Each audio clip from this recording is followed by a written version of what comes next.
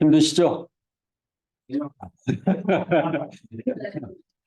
네, 원래 힘들어야 성장하는 거죠. 이렇게 여러분들이 이제 뭐 피트니스를 하든 뭐 이렇게 헬스를 하든 뭐 이렇게 그런 거 할 때도 그 한도를 초과했을 때 근육이 생긴다고 그러잖아요. 그래서 신앙도 똑같은 것 같아요. 그냥 편안하게 이렇게 받다 보면 이 성장이라는 것을 우리가 절대 보장할 수 없는 거죠. 그래서 어떤 분이 재밌는 이야기를 한 적 있죠. 편안하십니까? 그러면 당신은 인생의 내리막길을 걷고 있는지 모릅니다. 근데 굉장히 의미심장한 이야기죠. 우리가 힘들다는 거는 한편으로는 좀 이게 괴롭고 고통스러운 것 같지만 그것이 또한 우리 인생을 더 성장하고 성숙시키는 그런 귀한 그런 도전의 기회가 되는 거라고 생각합니다. 그래서 여러분들이 이제 훈련받는다. 훈련이라는 것을 받는다는 것은 어마어마한 특권이잖아요. 여러분들이 그걸 잘 몰라서 그럴 수도 있는데, 이 가치를 제대로 인식하면 어마어마한 특권이거든요. 사실 수지 맞는 일인데, 왜 훈련받으십니까? 이렇게 여러분들한테 질문하면 어떻게 답변하실 겁니까? 훈련받는 이유가 있을 거 아니에요. 다 why에 대한 그런 분명한 이제 질문을 던지고 뭐든지 시작한다면 거기서 중요한 답을 우리가 찾을 수 있는데 어떤 분들은 저 신앙 성장을 위해서 이렇게 받습니다. 제가 좀 나태해져서 좀 이렇게 저를 추스리기 위해서 훈련을 받습니다. 뭐 그렇게 답변도 하지만 물론 이제 그런 목적도 있지만 본질적으로는 항상 이제 그런 여러분들의 인식을 가지면 좋겠다 하는 생각을 합니다. 뭐냐면 나누기 위해서 훈련받는다.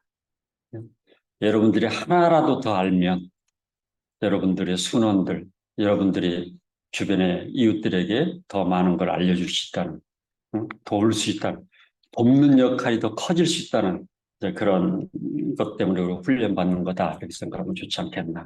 아멘이시죠? 네. 그런 좀 이렇게 기쁨으로 받는, 자원함으로 받는, 내가 하나라도 더 알면 성경 공부할 때, 내가 하나라도 더 제대로 준비하면 더 순원한테 더 많은 걸 나눠줄 수 있다 이런 생각을 하면 제대로 준비 안 할 수가 없잖아요. 저는 이제 순원하고 이렇게 양육할 때도 항상 이제 옛날에 쓰는 교재를 절대 안 쓰거든요. 그렇죠? 만약에 오학신 교재를 나간다. 그러면 다시 저도 똑같이 구입해 똑같이 다시 새롭게 기록하면서 같이 준비해서 이렇게 그래야 은혜가 되잖아요. 그래서 더 절실해지고 그래서 이제 자꾸 자기 자신을 계속 표현해가는 그런 노력이 필요할 것 같습니다. 자, 오늘은 여러분들과 함께 그리스도의 주재권과 하나님의 뜻에 순종하는 삶 이런 주제를 가지고 나눌 예정인데요. 엄청난 그 주제예요, 사실은. 옛날에는 16주 훈련을 할 때는 이게 두 가지 주제로 나눠가지고 강의가 두 개로 나눠진 걸 합쳐서 굉장히 제가 부담스러운 마음으로 왔는데 오늘 또 어디 군성교 간다고 그러셔가지고 야, 이거 강의해야 되나 뭐 이런 그래서 그 화면에 떠 있는 거 여러분 봤다는 거는 화면에 떠 있는 거 보고 답하시고 일일이 다 설명 안 하겠습니다. 그래서 이제 큰 핵심적인 것만 여러분들과 나누는 그런 시간이 되면 좋겠다 하는 생각을 합니다. 자, 오늘 강의 목적을 같이 한번 읽어볼까요? 시작.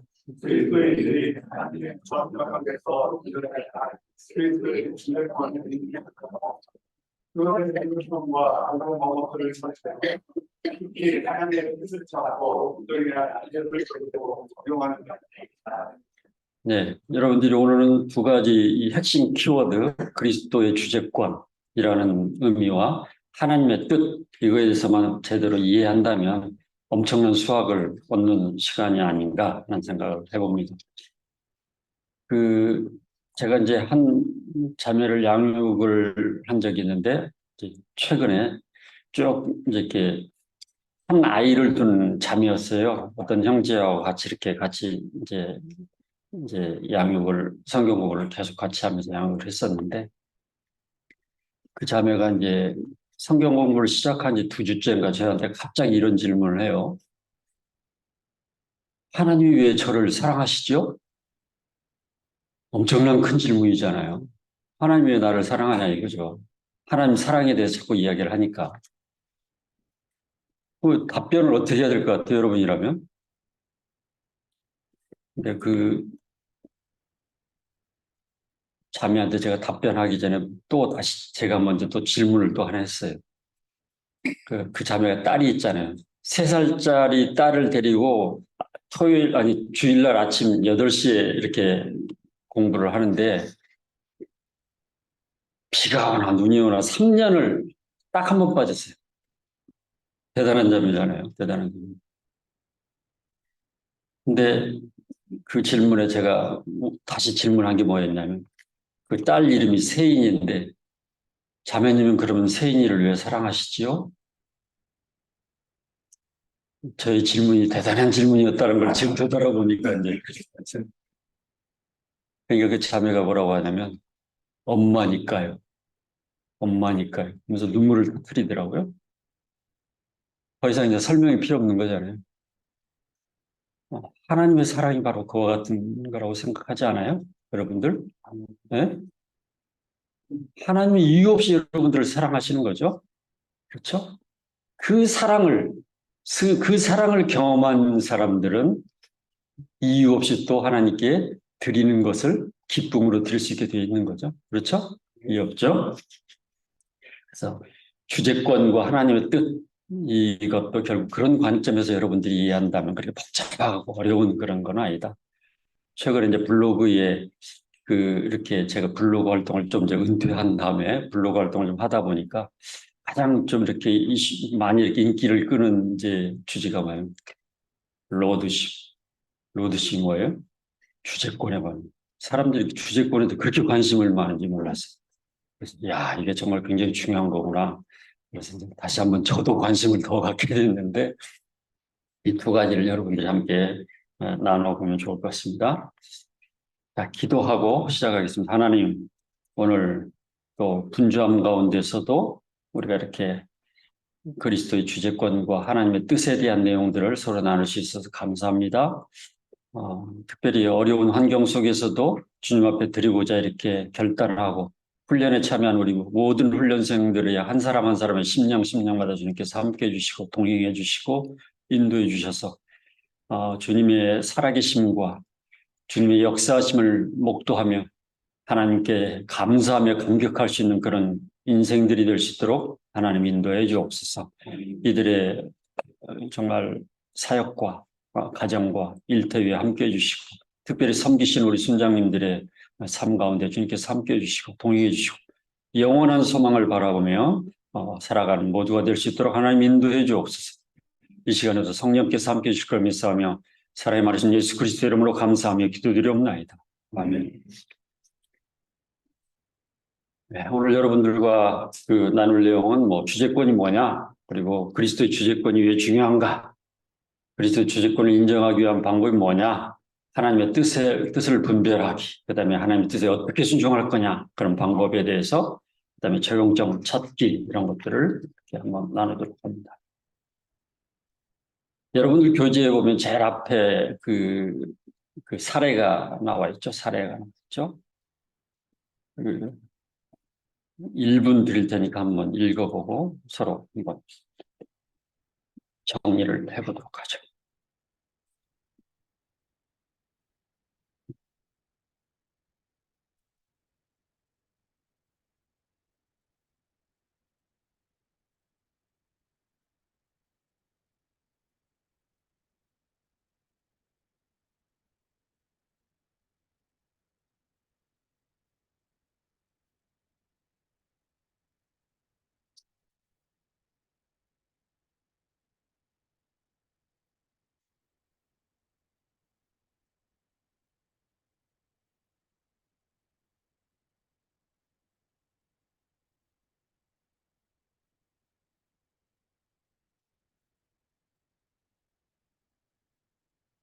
네, 다 읽으셨을 거라고 보고요.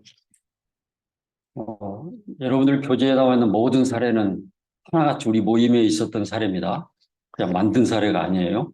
실제 이야기입니다, 사실. 이름만 좀 이렇게 그 개인정보 보호를 위해서 이름만 좀 이렇게 바뀐 거지. 그대로 있었던 사례죠. 저와 함께 있었던 한 김형제라는 형제에 대한 사례인데, 참 그 형제만 생각하면 가슴이 좀 이렇게 좀 먹먹하고 좀 아쉽고 안타깝고 그런 부분이죠. 여러분들은 일터 속에서 여러분들이 하나님께서 부여하신 사명이 뭐라고 생각하십니까? 아마 훈련 과정을 통해서 다 정리가 되셨을 거라고 생각합니다. 그 우리가 어떤 목표도 중요하지만 목적이 중요하잖아요. 목적이. 그렇죠? 우리가 비전을 목표라고 생각하는 경우가 많은데 비전은 목표만을 의미하는 것이 아니라 목적이 핵심이죠. 그렇죠? 목적. 왜?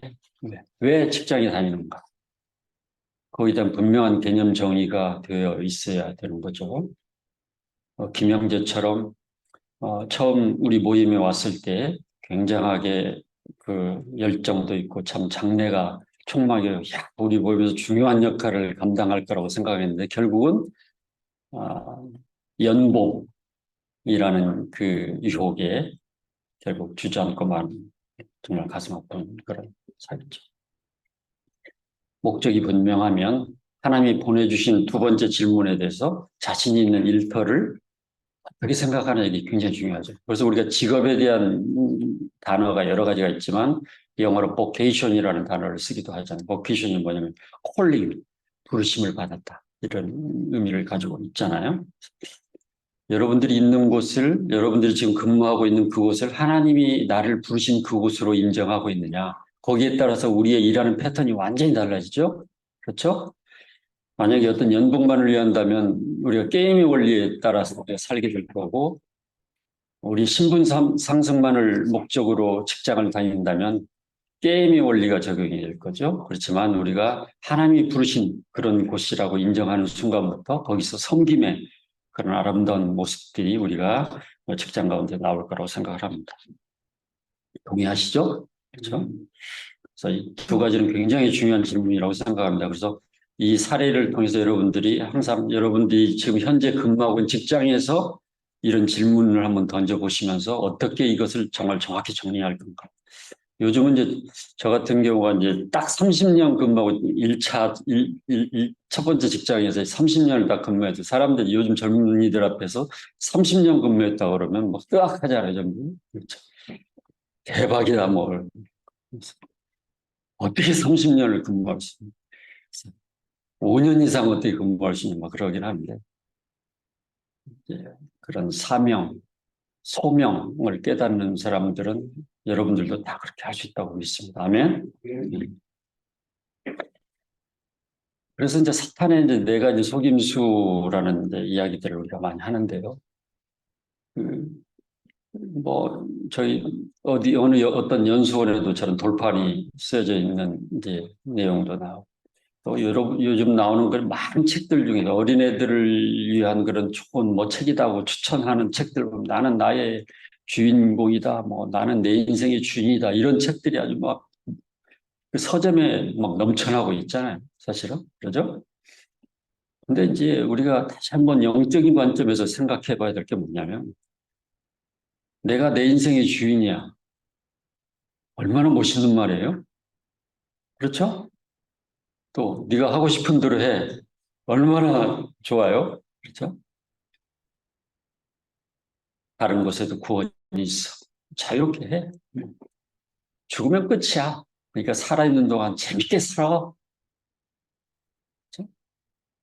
이게 에덴 동산에서 뱀이 하와를 꼬드겼던 그 내용과 전혀 다를 게 없죠.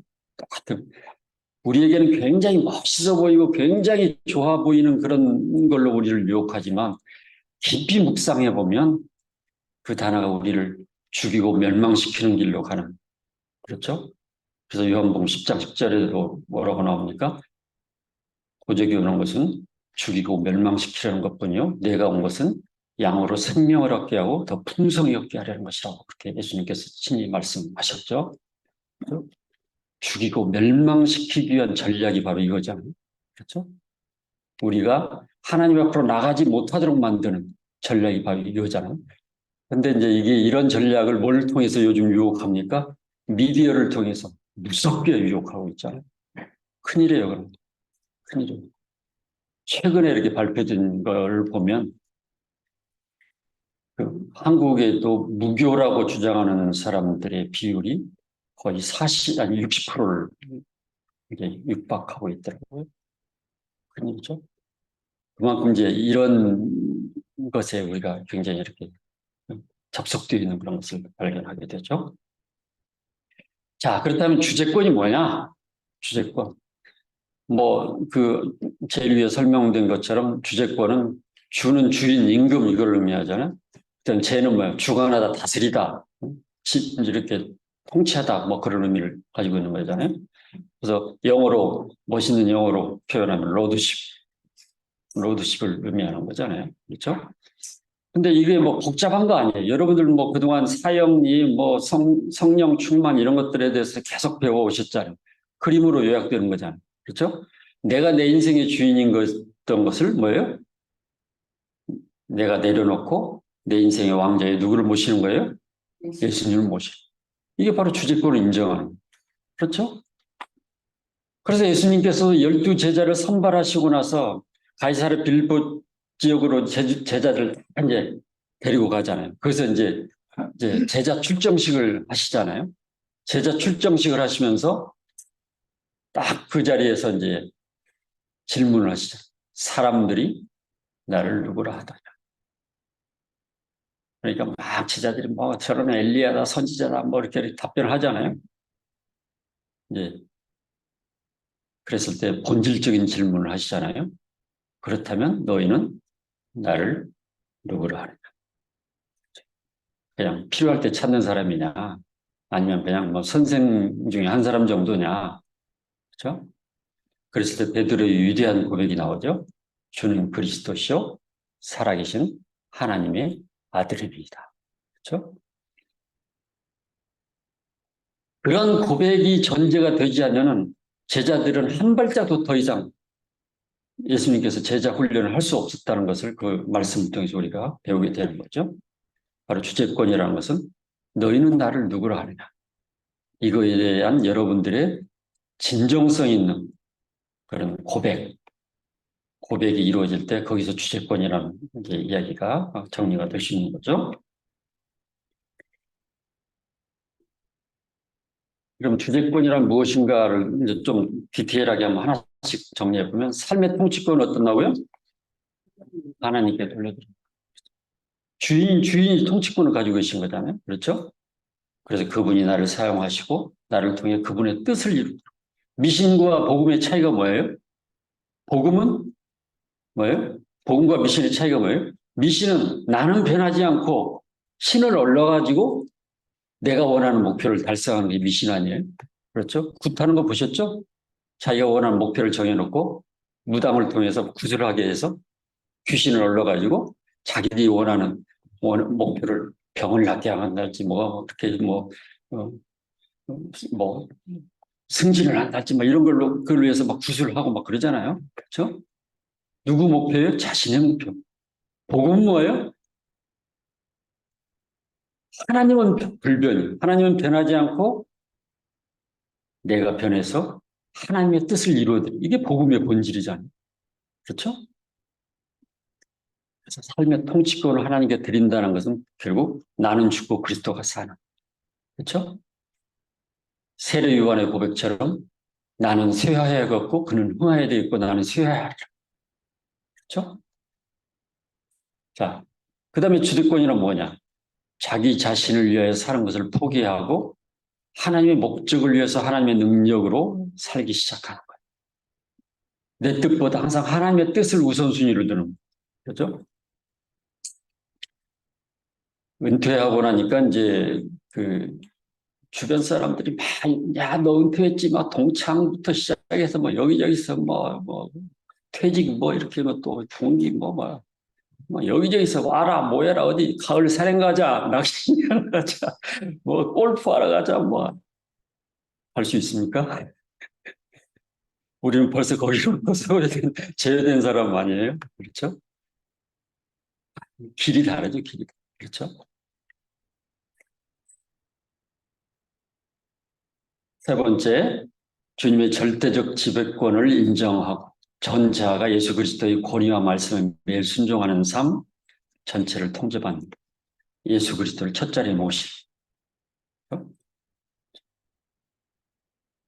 이게 쉽습니까? 쉬워요, 어려워요? 사람으로는 할 수 없을 때 하나님으로서는 할 수 있다. 그게 하나님의 정답이죠. 그렇죠? 하나님의 도우심이 없이는 우리가 결코 이런 삶을 살아갈 수 없는 거죠. 그렇죠? 그래서 이제 주제권의 영역들도 보면 시간, 가족 관계, 우리의 모든 영역들이 많잖아요. 이거 외에도 뭐 다 적으라면 끝이 없겠죠? 그렇죠? 우리의 삶의 모든 영역들이 이렇게 있는데 이런 모든 영역의 주도권을 누구한테 드린다? 예수 그리스도께 드리는. 이게 바로 주제권. 주제권을 가진 그런 신앙생활, 삶을 살아내는 그런 거잖아요. 근데 바로 여러분들이 잘 아는 오른쪽의 그림과 같은 그런 모습으로 살아가려면 결국 우리의 힘으로는 안 돼요. 우리의 힘은 절대 될 수가 없어요. 항상 실패해요. 그래서 뭐가 필요해요? 성령님의 도우심. 성령님의 도우심을 구하는 게 뭐예요? 결국 기도하는 거잖아요. 그래서 기도하자고 하는 이유가 거기 있는 거죠. 기도하면서 하나님 앞에 정직하게 대면할 때, 그렇죠?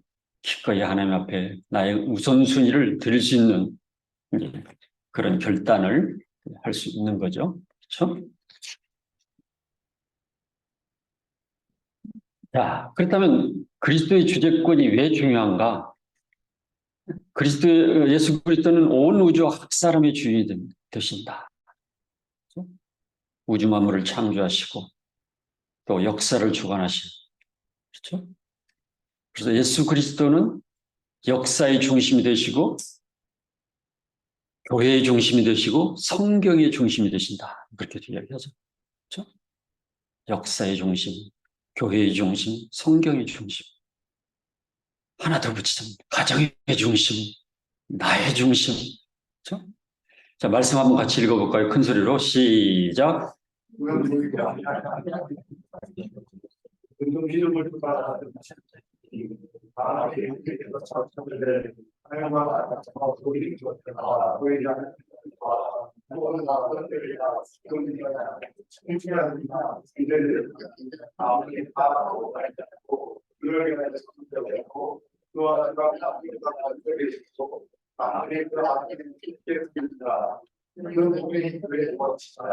그가 한국에 계시고 지금까지가 이런 시티 그들이 되려. 예, 아멘. 우리는 어차피 둘 중에 하나를 선택해야지. 창조론을 선택할 거냐, 진화론을 선택할 거냐. 그렇죠? 창조론은 하나님이 온 우주 만물을 창조하시고 우리 인간을 창조하신 그런 하나님이심을 우리가 인정하느냐, 아니면 우리가 우연히 생겨난 존재이냐, 둘 중에 하나를 선택하는 거잖아요. 진화론을 선택한다는 것은 우리가 그냥 우연히 그냥 창조된 존재, 우연히 만들어진 존재. 그냥 막 이렇게 이렇게 진화를 통해서 그렇게 생각한다면 우리에게는 비전도 필요 없는 거죠. 무슨 사명이 필요 있어요? 그냥 다 모든 게 우연인데. 그렇죠? 창조되었다는 것은 창조의 목적이 있다는 거죠. 자, 여러분들이 해보세요. 여러분들 책상 위에 있는 모든 연필 하나까지 한번 생각해 보세요. 재미로 만든 거 하나는 한번 생각해 보세요. 재미로 만든 거 없어요. 분명한 목적을 가지고 다만 아무리 하찮은 거라도. 그렇죠? 하물며 세상에서 가장 존귀하고 가치 있는 인간이 그냥 우연히 만들어졌다고요? 이건 대사기극이죠. 그렇죠? 사실 진화론이 확산되기 시작한 건 1919년에 미국에서 한 그 고등학교 체육 선생이 어떤 학생하고 이렇게 막 논쟁이 벌어 거기서 재판이 붙여져 그러면서 진화론이 확산된 거잖아요. 그렇죠? 온 우주에 또 온 우주의 만물을 주관하시는 통치하시는 하나님. 이사야 43장 7절에 보면 하나님이 왜 우리를 지으셨다고 거기서 언급하고 있어요? 하나님의 영광을 위해서 창조하셨다. 그렇게 말씀하시죠. 자, 두 번째, 왜 중요하냐? 죄의 종이었던 우리를 자기 피로 사셨다. 희망이 없었어요. 원래 우리의 모습은 희망이 없어요. 왜? 그래서 신학적으로 그걸 뭐라고 그래요? 자체 멸망적 구조 속에 갇혔다. 진노의 구조 속에 갇혔던 존재였다. 자체 멸망적 구조 속에 갇혔다. 우리에게는 희망이 없었던, 그렇죠? 하나님을 떠난 죄의 모습으로서 희망이 없었다. 그렇지만 그 희망이 없었던 우리에게 소망이 생기게 됐던 게 뭐예요? 무엇 때문에 그런 거예요? 예수 그리스도께서 이 땅에 오신 사건으로 인해서 우리가 회복의 찬스가 생긴 거죠. 그렇죠? 말씀 한번 같이 읽어볼까요? 시작.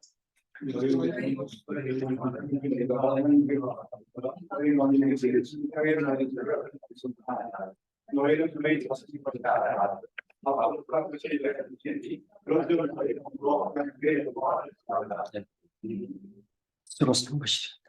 이 한마디 얼마나 감동이, 값으로 산 것이다. 그 값이 얼마나 어마어마한 값입니까? 예수 그리스도의 피값, 보혈의 피라고 그러잖아요. 그렇죠?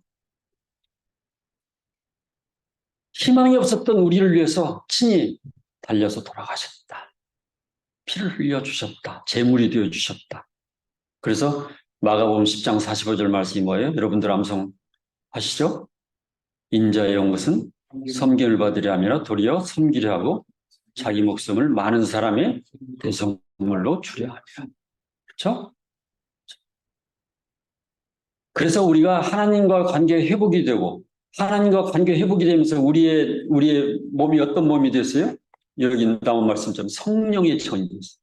예수 그리스도를 영접하는 순간, 예수 그리스도를 구세주와 주님으로 영접하는 순간 뭐예요? 우리는 성령께서 거하시는 전이 되었다. 그렇죠? 성령께서 거하시는 전이 되었다는 건 뭐예요? 우리 안에 하나님의 나라가 임했다는 의미잖아요. 그렇죠? 그리스도의 영이 우리 안에 함께 거하시는 성령의 전이 되었다. 그래서 우리를 뭐라고 그래요? 믿는 사람들 다른 말로 뭐라고 그래요?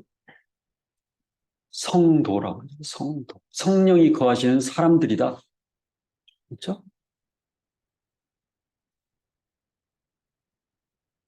그래서 그리스도인의 정의가 뭡니까? 그리스도인의 정의가 로마서 8장 9절에 뭐예요? 하나님의 영으로 거듭나지 않는 자들은 그리스도의 사람이 아니다라고 그렇게 분명하게 언급하잖아요. 하나님의 영이 없는 자들은 그리스도의 사람이 아니다. 그렇죠? 그래서 성도라는 그 단어가 엄청난 단어예요, 사실. 요즘 이상 집사 밑에 성도 같이 그렇게 이해하는데 천만에 만만의 말씀이죠. 그렇죠?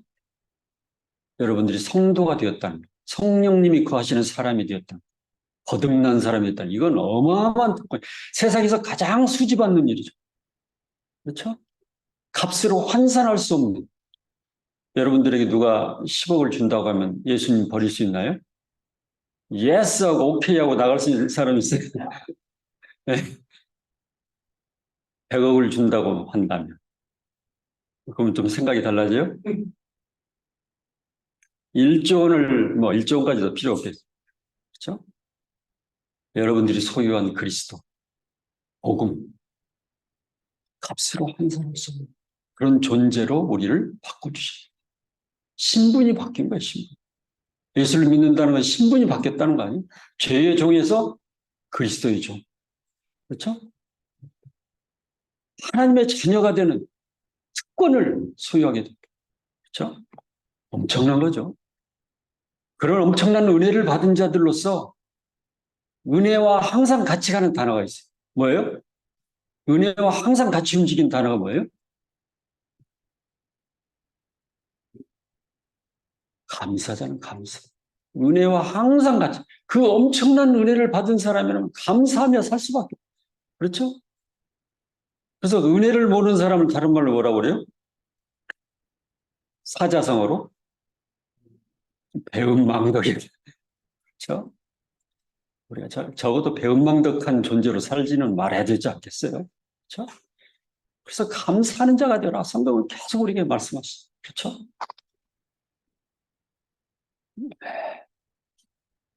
세 번 또 왜 중요하냐? 하나님께서 예수를 주로 높이셨다. 한번 같이 말씀 읽어볼까요? 시작. 이름으로 하나님을 지키게 놓고 모든 이름에 뛰어난 자들과 하늘에 있는 자들과 땅에 있는 자들과 땅 아래에 있는 자들과 모든 그룹을 예수님께 속해 하시고 모든 이름으로 예수님을 안녕하시리하여 하나님과 그의 영광을 돌리게 하셨습니다. 예수 그리스도를 주로 하시네. 사형리 영적 기도문에 보면 가장 중요한 핵심 키워드 두 개가 나오죠. 내 문을 열고 예수님을 뭐라고 영접해요? 나의 구주와 나의 하나님. 그러니까 my savior and my lord. 그게 무슨 말이에요? 십자가의 사건을 통해서 예수 그리스도는 우리의 뭐가 된 거예요? 구세주가 되신 거죠. 부활 사건을 통해서 지금도 살아계셔서 나와 동행하시고 나의 주인이 되시는 my lord. 이걸 고백할 수 있다는 보통 사건이 아니에요. 그렇죠? 저도 청년 때 우리 친구들이 저를 전도하려고 그렇게 무지인내를 쓰다가 계속 실패했어요. 제가 얼마나 강력한 이렇게 대응을 했던지. 야, 세상에 할 짓이 없어서 그런 짓 하냐? 그런 거 믿으려면 내 주먹을 믿고 만다니까. 이 어리석은 자들아. 제 친구들한테 그랬거든요, 제가. 그래서 5년 전에 12월 달 친구들 모인 자리에서 그 앞에서 공식적으로 사과했어요. 내가 너무나 많은 상처를 줬기 때문에. 친구들, 정말 용서해달라. 그때 내가 여러분들, 나를 사랑해서 그렇게 복음을 전하려고 했었는데, 내가 그렇게 여러분들에게 막 상처를 주고, 막 이상한 말로 이렇게 했던 거 용서해달라. 그래서 공식적으로 공개석상에서 제가 사과를 했어요. 그렇죠? 그렇게 안 하면 안 되겠더라고요. 그렇죠?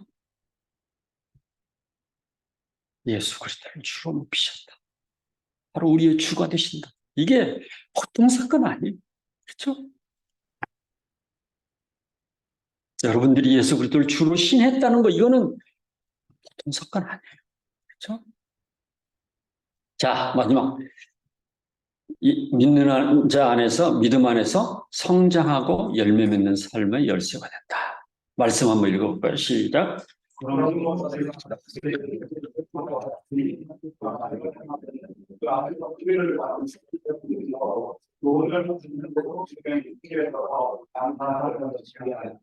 네, 믿음 안에서. 믿음이란 게 뭐예요? 그 단어를 쓴다고 해서 그걸 아는 게 아니잖아요. 설명할 수 있을 때까지 아는 게 아닌 것이 아니다. 아주 멋진 그런 얘기를. 우리가 설명할 수 있을 때까지 아는 게 아니다. 그 단어를 사용한다고 해서 그게 아는 게 아니에요. 믿음이 뭐예요? 그러면 갑자기 벙짝가지고 그러지 말고. 믿음 앞에는 무슨 단어가 생략되어 있습니까? 믿음이라는 단어 앞에 뭐가 생략되어 있어요? 뭘 믿어요, 여러분들?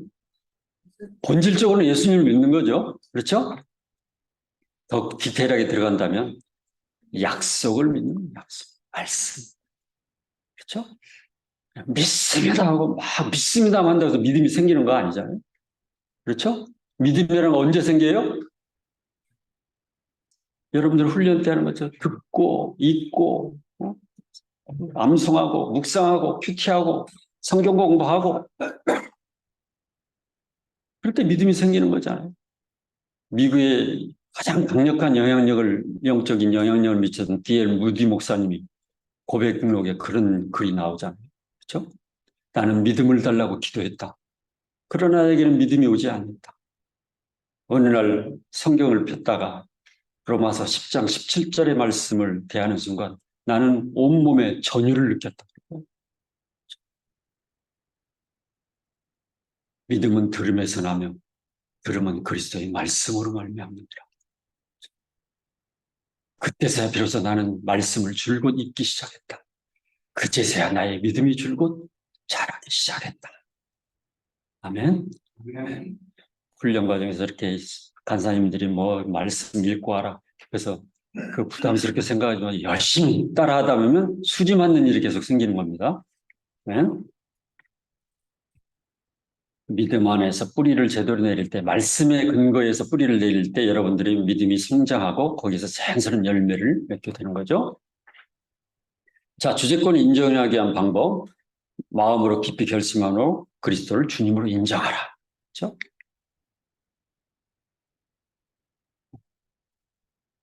사도 바울은 그리스도를 주로 인정하는 것이 뭐 어떤 것보다도 자기의 모든 화려한 것보다도 예수 그리스도를 아는 지식이 가장 고상합니다. 이런 고백을 하잖아요. 그렇죠? 의지적으로 믿음으로 인정도 하지만 의지적으로 자원함으로 인정하는 그게 필요한 거죠. 그런데 이런 인정은 뭐예요? 그 감격을 경험한 사람들만 할 수 있는 거죠. 그렇죠? 주님이 왜 이렇게 나를 사랑하시지? 하나님이 사랑해도 너무 하시는 거 아니야? 그런 생각 해보신 적 있어요? 어떤 분은 하나님의 지나치신 사랑이다. 하나님이 나를 너무 지나치게 사랑하셨어. 지나친 사랑을 경험한 사람들은요, 함부로 살지 못하죠. 그렇죠. 그렇죠. 두 번째, 주님의 의의를 최우선 순위에 두라. 우리가 너무나 잘 아는 말씀이죠. 너희는 먼저 그의 나라와 그의 의의를 구하라. 그리하면 이 모든 것을 너에게 더해 주시리라. 그렇죠? 하나님이 이런 모든 명령들이 왜 이런 명령을 하실 것 같아요? 우리를 괴롭게 하시려고? 우리 힘들게 하시려고 이런 명령을 하시는 거예요? 사랑하시기 우리에게 복 주시려. 그렇죠? 거기에 믿고 순종하는 사람들이 그런 복을 누리는 거 아니에요? 그렇죠? 생각해 보세요. 하나님은 우리에게 요구할 게 뭐가 있겠어요? 아무것도 없지. 그렇죠? 다 우리를 위해서 하는 말씀입니다. 그렇죠? 하나님이 우리의 무슨 도움이 필요하신 분이에요? 하나님은 스스로 존재하시는 분. 그렇죠? 다 우리를 위해서 명령하시고 요구하시고 그런 거 아니에요? 그래서 모든 성경에 나오는 하나님께서 우리 요구하시는 모든 그런 말씀들을 보면 11조, 뭐 선악과부터 시작해서 뭐 주의를, 안식일을 지켜라. 막 모든 게 누구를 위한 거예요? 하나님을 위한 것 같지만 결국 다 누구를 위해요? 우리를 위해서. 하나님을 기억하게 하는 장치들이에요. 이해되시죠?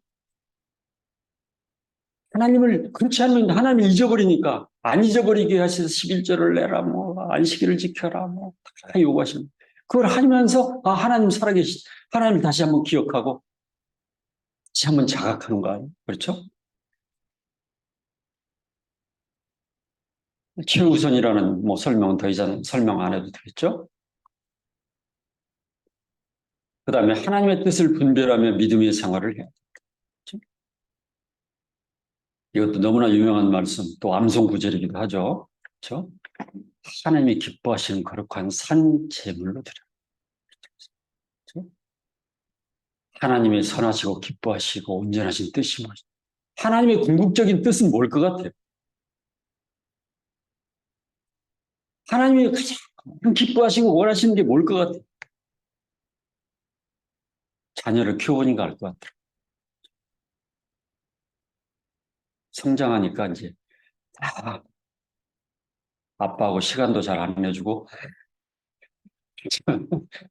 쉽지 않잖아요. 나는 막 대화하고 싶은데 같이 그런 시간을 잘 안 줘.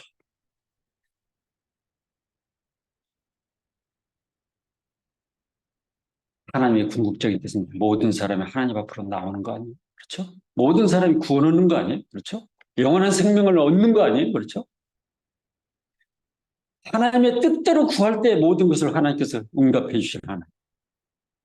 그를 향해 우리의 가진 바 담대한 것이 이것이니 그의 뜻대로 무엇을 구하면 그것입니다. 그렇죠? 그의 뜻대로 구할 때 그의 뜻이 뭐예요?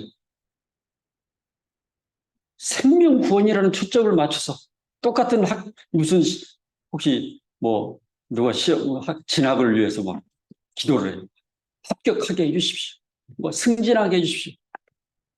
그 자체가 목적, 기도의 목적이 아니라 그 일을 통해서 하나님 한 명의 생명이라도 구원할 수 있는 길을 저에게 열어주십시오. 그럴 때는 하나님이 더 급해지시는 거죠. 그렇죠? 마지막으로 예수를 바라보고 내가 가진 모든 것의 소유권, 사용권, 회수권 하나님께 입탁해야 됩니다. 누가복음 14장 33절을 보면요. 굉장히 부담스러운 말씀이죠. 같이 한번 읽어볼까요? 시작. 여호와의 너희에게 누구든지 잘할 것입니다. 능히 되는 자가 있는지 네. 이게 무슨 말씀이에요? 다 버리고 거지 되자. 그런 말씀이죠? 아니에요. 내가 가진 모든 것이 첫 번째는 뭐예요? 하나님께로부터 왔다는 걸 인정하라는 거죠. 그렇죠? 하나님께로부터 다 왔다는 걸 인정하라는 요구. 그렇죠? 두 번째, 하나님께로부터 왔으면 주인이 누구예요? 내가 가진 나의 시간과 재물과 나의 지식과 모든 내가 가지고 있는 하나의 10가지 모든 것이 뭐예요? 하나님의 소유라는 거 인정하라는 거죠. 하나님께로부터 왔다. 그 모든 것이 하나님의 소유다. 내가 하나님께 드리는 그것은 믿음으로 드려지는 거죠. 결국. 그렇죠?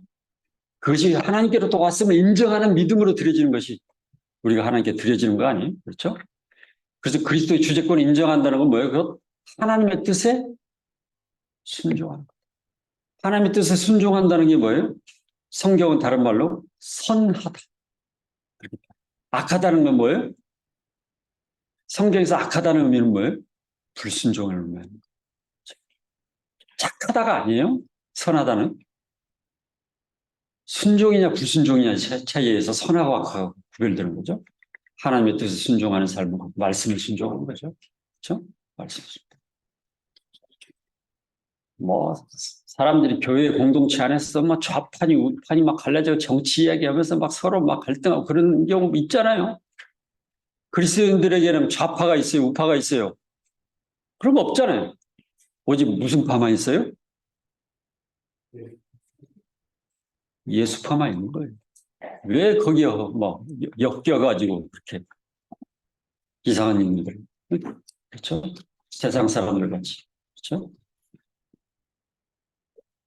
자, 하나님의 뜻, 뭐 시간이 그렇게 많지 않은데요.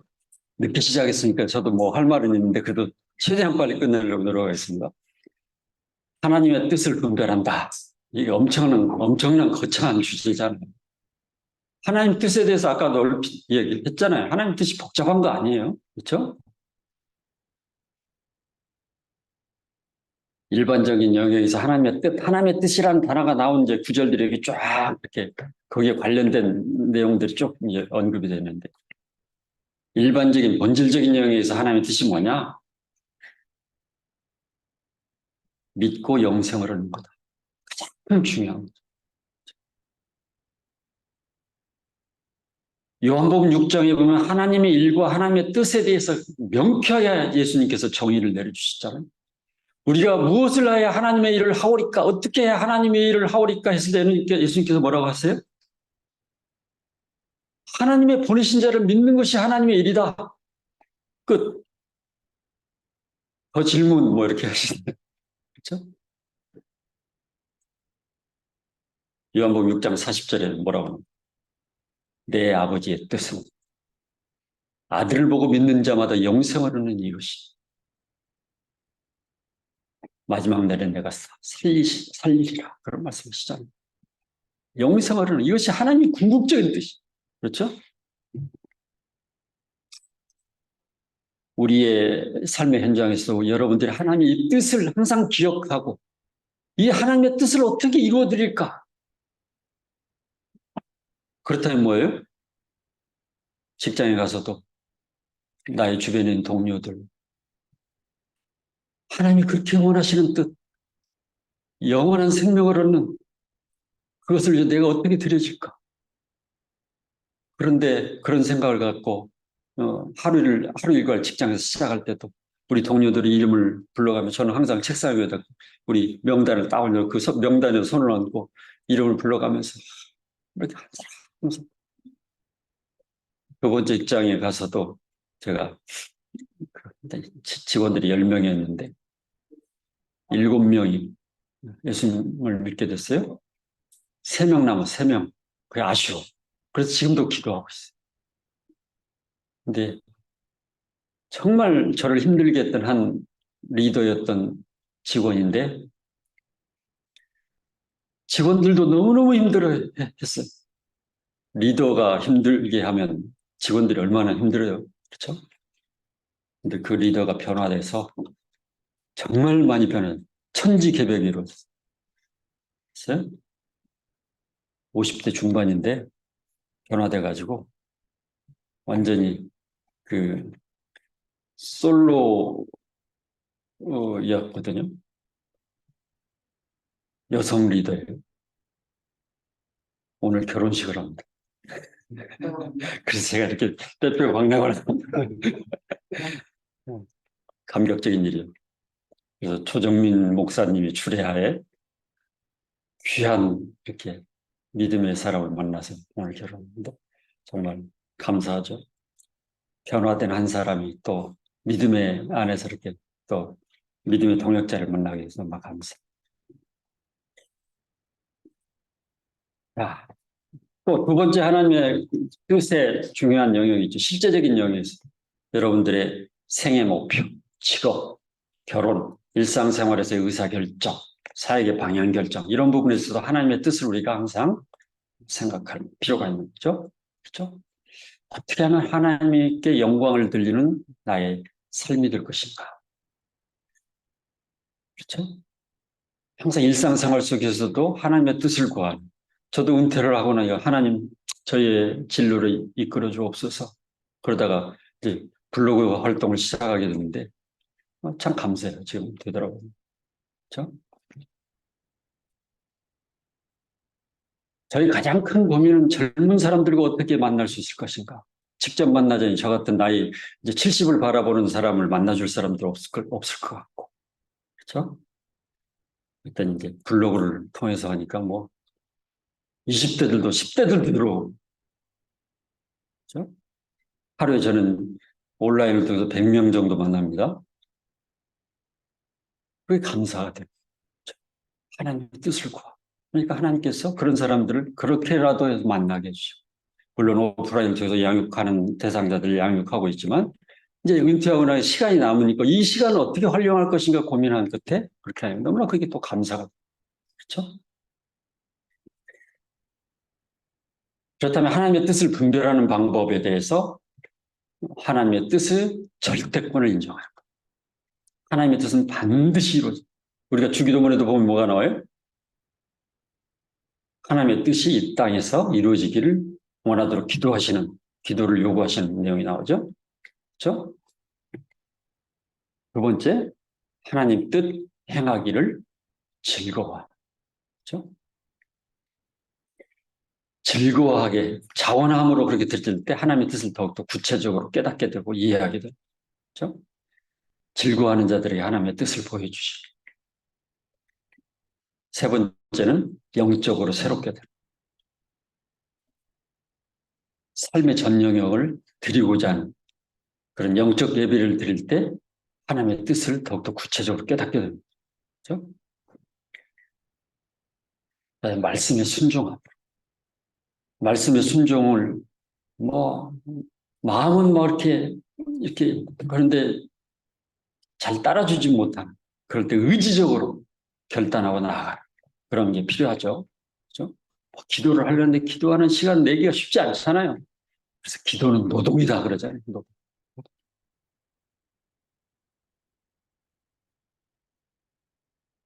그래서 기도할 것. 하나님의 뜻이 무엇인지 이런 여러 가지 것들이 결국 하나님의 뜻을 분별하는 여러 가지 방법들이 있잖아요. 근데 하나님의 뜻을 분별하는데 어떤 분들은 뭐 환상을 봤다 그러면 조심해야 돼요. 그렇죠? 꿈에 뭐 했다 뭐 그런 걸 정말 조심해요. 하나님은 그렇게 막 이렇게 환상이나 꿈을 통해서만 이렇게 특별한 사람이 아니면 그 잘못하면 큰일 나죠. 기도하는 가운데 말씀 앞에서 말씀 앞에 성령의 조명 가운데 말씀의 거울 앞에 우리가 투영되는 가운데서 우리가 어떤 모습으로 살아야 될 것인가 결정이 나옵니다. 그렇죠? 영적 분별력을 할 때 영적 성장하고 말씀을 통해서 신령한 지혜로 총명을 얻게 되는. 그다음에 이제 경건한 사람, 여러분들 순장님들, 그런 멘토. 가장 불행한 사람이 멘토가 없는, 순장이 없는 그런 거 아닌가? 그런 생각도 해요. 그런 분들이 있다는 것을 항상 감사하시기 바랍니다. 여러분들의 훈련 간사님들이 여러분들을 돕는다는 것에 정말 감사해요. 그렇죠? 어떤 분들은 자기가 결정해놓고 순장한 통보만 하는, 순장하게 상처 주는 그런 분들 있죠. 여러분들은 그러지 않기 바랍니다. 그렇죠? 작은 일까지 같이 상의하고 의견을 구하고 그런 지혜가 있기를 바랍니다. 영적 관심과 관찰, 훈련 이런 걸 통해서도 그런 과정 속에서 여러분들이 하나님의 뜻을 분별할 수 있는 그런, 또 환경을 통해서 여러 가지 환경이 나를 자꾸 그런 쪽으로 몰아가면 다시 한번 기도하면서 이게 하나님의 뜻이 아닌지 하나님의 뜻인지를 또 분별하는 이런 다양한 그런 방법들을 통해서 우리가 하나님의 뜻을 분별할 수 있는 거죠. 그렇지만 분명한 거는 하나님의 말씀이 항상 최종적인 기준이에요. 하나님의 말씀에 비춰봤을 때 이런 여러 가지 것들이 좀 맞지 않다 생각한다면 그건 하나님의 뜻이 아닌 거죠. 그렇죠?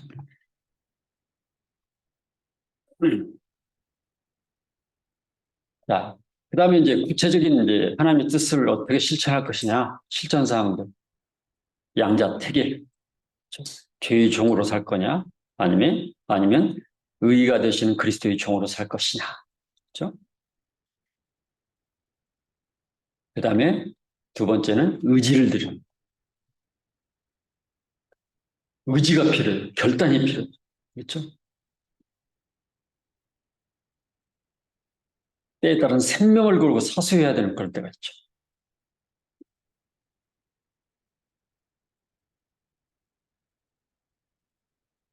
끊임없이 자신의 마음을 계속 살피는 가장 좋은 방법이 뭐예요? 말씀의 거울 앞에 나를 날마다 비춰보는, 말씀만큼 좋은 게 없는 거죠. 성령의 조명 가운데서 말씀의 거울 앞에 아무리 말씀도 불이 완전히 꺼진 상태에서는 말씀이 보여야 안 보여요. 캄캄한 방 안에서 불이 꺼진 상태에서 여러분들 거울 보면 얼굴 보여야 안 보여요. 얼굴 안 보이죠? 그렇죠? 뭐가 필요해요? 조명이 필요해요. 조명. 성령의 조명. 성령님께서 깨닫게 해주시는 그 말씀. 그렇죠? 그 말씀을 통해서 자신을 항상 살피는 그런 노력이 필요하죠. 그 다음에 하나님과의 지속적인 교제. 훈련하면서 계속 강조하는 게 뭐예요? 베이징 라이프. 그렇죠? 말씀, 기도, 교제, 증거, 순종. 그렇죠? 아무리 강조해도 지나치지 않죠? 자, 그 다음에 순종에 대한 중요한 태도. 시간이 촉박하네. 자, 하나님이 찾으시는 사람들은 항상 유능한 사람보다 어떤 사람이에요? 유용한 사람. 그렇죠? 엑셀런트한 사람보다 어베일러블한 사람을 하나님은 사용하시죠. 성경에서 하나님께 사용된 모든 리더들을 총체적으로 이렇게 분석해 봅니다. 반드시 그런 사람. 예수님이 제자들을 선발하실 때도 예루살렘에 있는 엘리트 그룹 중에서 선발하신 게 아니잖아요. 나를 따르라 했을 때 모든 걸 버려두고 예수님을 곧 쫓았던 그 사람들을 중심으로 제자들이 편성이 되잖아요. 그렇죠? 자원함, 기쁨, 즉각적인 응답을 할 수 있는 yes, 즉각적으로 yes 할 수 있는 그 사람들을 하나님은 항상 사용하시죠. 순종에 대한 중요한 태도가 바로 그런 태도를 유능성보다도 그래서 요즘은 기업에서도 인재를 선발할 때 이거를 이제 보기 시작했잖아요. 옛날에는 스펙만 봤었는데 스펙 안 보잖아요. 스펙은 별로. 스펙은 하나의 참고사항이고 뭘 봐요? 바로 이런 태도를 보죠. 인적성 검사가 딱 거기 연관돼 있죠. 그렇죠? 유용성이 더 중요하게 됐다. 순종에서 실패하는 이유가 뭐예요? 하나님의 뜻보다 환경을 두려워, 사람을 두려워, 사람을 너무 인식해. 베드로와 요한이 복음을 전하다가 막 붙잡혀가지고 이제 막 이렇게 그 못하도록 막 제재를 받으니까 거기서 뭐라고 그래요? 하나님 앞에서 너희 말 듣는 것이 하나님 말씀 듣는 것보다 어느 것이 옳은가 너희가 판단하라. 우리는 보고 들은 것을 뭐라고요? 말하지 않을 수 없다. 그렇게 강력하게 선포하잖아요. 그렇죠? 한치 흔들림 없는 그런 모습. 그렇죠? 주재권의 영역이 불분명할 때. 그렇죠? 하나님의 말씀에 대한 확신이 없을 때. 하나님의 말씀이 그냥 우리 이웃집 동네 아저씨가 이야기한 것 정도로 생각한다면 뭐 확신이 없겠죠. 그렇죠? 우주 만물을 창조하신 사랑이신 그 하나님. 우리를 너무너무 사랑하셔서 독생자 예수 그리스도까지 보내서 죽게 하신 그 하나님이 하신 그 말씀, 그 살아있는 말씀이 정말 우리가 순종해야 될 그런 말씀인 것으로 우리가 받아들여주셔야 되겠죠. 그렇죠? 사랑할수록 거절할 수 없죠. 사랑하면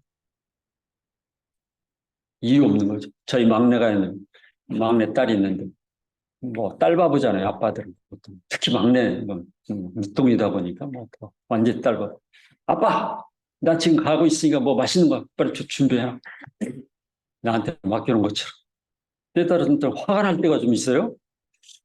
내가 왜 가만히 생각하고 그러면 그렇지. 근데 굉장히 기분이 좋아. 왜 그래요? 사랑하니까. 사랑하니까. 사랑하기 때문에 나에게 요구하는 것이 더 기쁨이 되는 거예요. 여러분들 하나님 앞에 기도 많이 하세요. 하나님께 사랑받기를 원한다면 기도하세요. 하나님 오히려 그걸 너무너무 기뻐하시고 좋아하시고 그럴 거라고 믿습니다. 순종에 대한 약속과 축복, 기도응답 뭐 당연한 거였죠. 그다음에 안녕과 샬롬, 평안을 여러분들이 허락하시고 경건하게 성장할 수 있는 그런 특권을 여러분들이 누리게 될 거고 하나님의 사랑을 받는 그렇죠?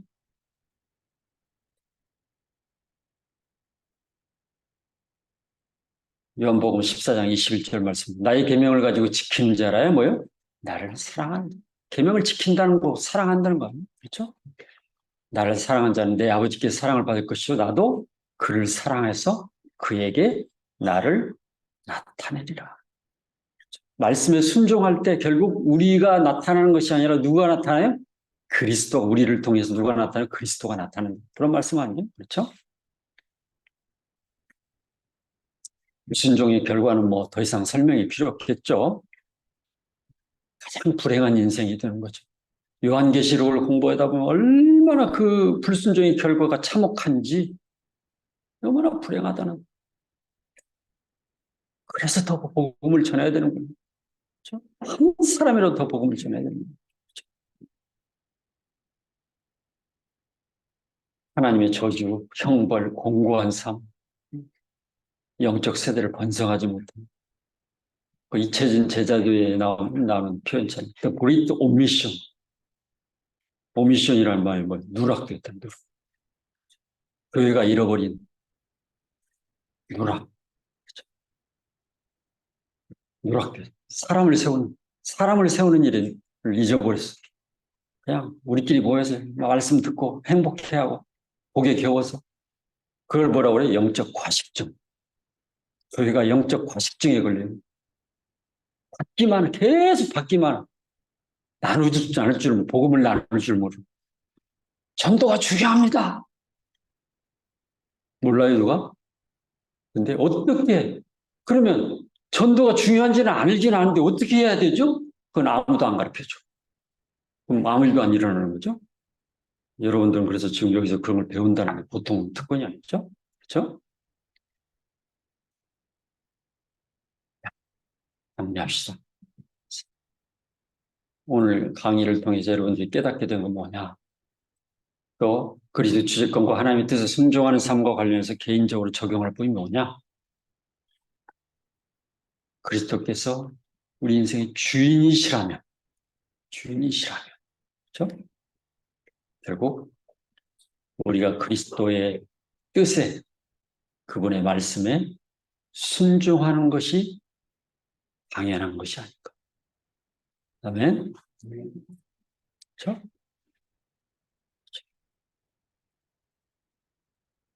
누구를 위한 거다? 우리에게 요구하시는 거는 위한 거다. 너를 너무 사랑한다. 그렇죠? 그렇기 때문에 내가 너한테 이걸 요구하는 거야. 하나님은 누구의 도움도 필요하지 않으신 분, 그렇죠? 그때는 하나님의 말씀이 우리를 위한 거죠. 그렇죠? 그것만 여러분들이 잊어버리지 않는다면 그리스도의 주제권과 하나님의 뜻, 이 부분에 대해서 여러분들이 더 이상 그렇게 고민 안 하셔도 될 거라고 믿습니다.